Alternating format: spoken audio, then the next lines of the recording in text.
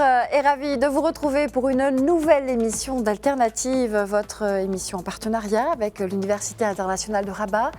Alternative, c'est l'essentiel de l'actualité nationale, africaine et internationale, décryptée par des experts et des personnalités en une dizaine de minutes. Bref, un regard alternatif du Sud, de l'Afrique, du Maroc.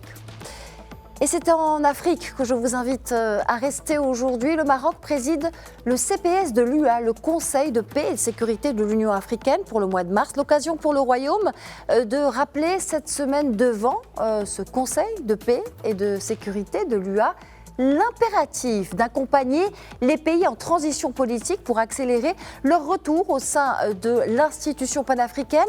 Alors le Burkina Faso, le Gabon, la Guinée, le Mali, le Niger et le Soudan ont ainsi été convoqués par le Royaume qui a souligné l'importance du dialogue et des consultations régulières avec ces pays en transition politique.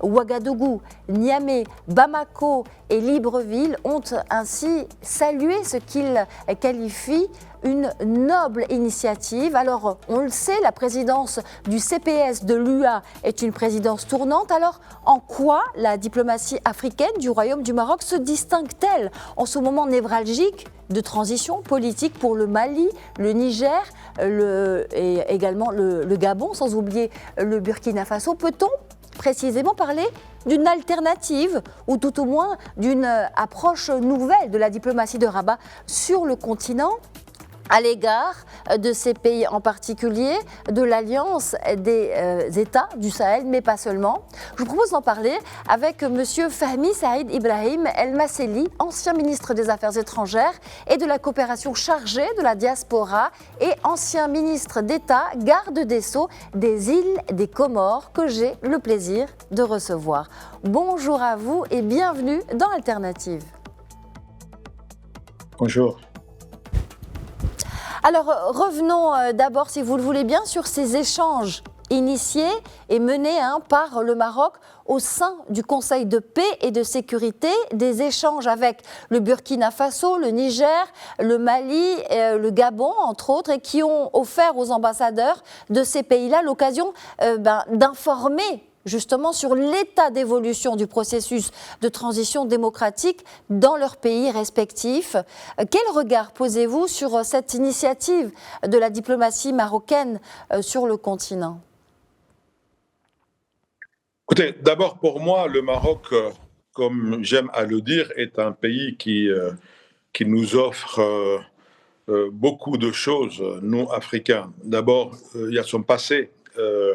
Le Maroc est un pays millénaire qui a une histoire et une diplomatie ancrée dans la culture de l'État marocain. Sa présence aujourd'hui très active en Afrique ne peut que nous rassurer, nous, Africains. Et l'élection du Maroc pour présider le Conseil paix et sécurité de l'Union africaine est pour nous extrêmement rassurante parce que d'abord le Maroc est un pays de paix, de stabilité institutionnelle et le Maroc aujourd'hui, à travers sa diplomatie très active qui d'ailleurs aujourd'hui nous parlons de paix et sécurité, mais on doit aussi rappeler l'histoire récente. Le Maroc a été très actif notamment dans la santé à l'occasion du Covid et dans l'éducation nationale, sur la religion, notamment dans la formation d'imams en Afrique et dans le monde. Et aujourd'hui, la présence dans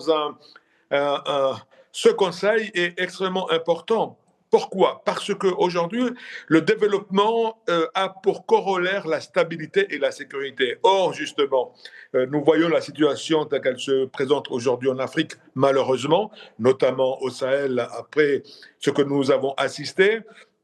Nous voyons aussi en Afrique de l'Est ce qui se passe de la Somalie. Nous voyons aussi les tensions qui existent dans les autres parties de l'Afrique de l'Est et australe. Aujourd'hui, le Maroc est un pays qui recèle les potentialités sa diplomatie pour jouer le rôle qu'il joue aujourd'hui. Et sa présence dans ce Conseil est extrêmement important parce qu'il va mettre en exergue les points qu'il faut aborder et surtout son expertise avec Nasser Bourita qui aujourd'hui a marqué l'histoire récente de la diplomatie africaine. Je pense que c'est un atout extraordinaire et nous avons vu jusqu'à aujourd'hui une formation, je crois, à Arusha et le Maroc s'est impliqué pour la formation des nouveaux membres du Conseil de paix et sécurité. Et ça, c'est quelque chose d'extraordinaire pour nous Africains et c'est une chance et une opportunité pour aujourd'hui l'Union africaine d'avoir un pays comme le Maroc avec son histoire, avec son présent, parce qu'il a démontré comment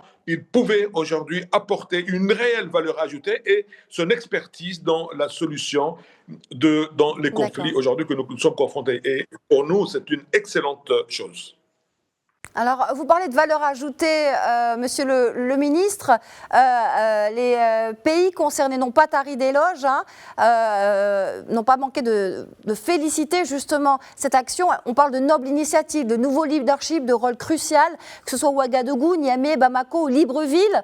Ils sont allés dans votre sens. Le chef de la diplomatie burkinabé, justement, a pour sa part, je cite, parlé d'une touche du royaume, basé précisément sur la promotion d'un dialogue constructif. Vous venez de parler d'une valeur ajoutée à l'instant, monsieur le ministre, vous connaissez bien le Maroc. Quelle est cette touche du royaume, soulignée par le ministre burkinabé des Affaires étrangères, ici?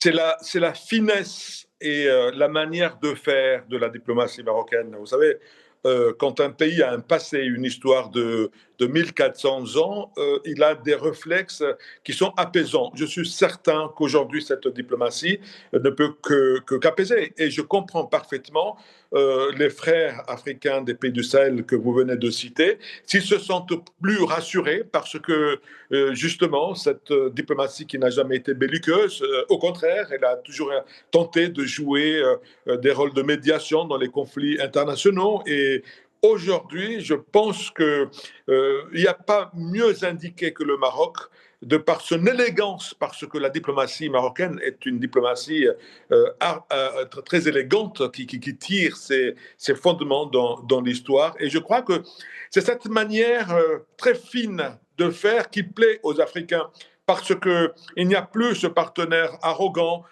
qui venait de très loin, qui méconnaît la réalité africaine, qui essaie d'imposer ou faire de la médiation sans connaître. Là, c'est complètement différent. Avec l'avènement de cette diplomatie très offensive qu'est la diplomatie engagée par Sa Majesté, que Dieu l'assiste, aujourd'hui, le Maroc montre une autre facette de la diplomatie, une diplomatie plus respectueuse des peuples, plus respectueuse des États, parce que le Maroc, aujourd'hui, tout en s'impliquant dans la résolution de crises, mais elle a cette finesse et cette élégance que seul le royaume aujourd'hui connaît. Et je pense que c'est un atout majeur. Le Maroc respecte les pays africains, respecte surtout la souveraineté des pays africains et respecte ses peuples. Et il est aujourd'hui un intermédiaire de choix. Et le Maroc ne peut que prospérer et continuer pour l'intérêt de l'Afrique parce que nous avons besoin de paix en Afrique et le Maroc est à même à jouer ce rôle de par le profil de cette diplomatie. Alors, on a vu sur les images, il y a quelques instants, le chef de la diplomatie malienne, Abdoulaye Diop, lui-même qui parle aussi de solidarité agissante du royaume également. Et vous avez parlé avec beaucoup de subtilité, vous aussi, de cette médiation africaine pour les Africains qu'incarne le Royaume du Maroc précisément dans ces moments de crise ou de transition délicate politique pour notamment les pays du Sahel avec cette alliance d'États du Sahel. Est-ce qu'on peut dire que sur cet épisode en particulier, le Royaume a enclenché un levier de dialogue décisif pour la suite des relations entre les pays de l'AES et l'organisation panafricaine? Parce qu'il y a ici des approches qui, si elles ne sont pas contradictoires, ne vont pas forcément dans le même sens. Il y a une complétude. Est-ce qu'on peut parler là d'une médiation africaine, marocaine, à valeur ajoutée, comme vous avez dit, mais surtout, quelle va être la suite? Quel peut être le scénario qui va en découler? Le Maroc a toujours été très africain de par son histoire, son passé, sa politique depuis feu Mohamed V, Hassan II. Donc c'est culturel et politique.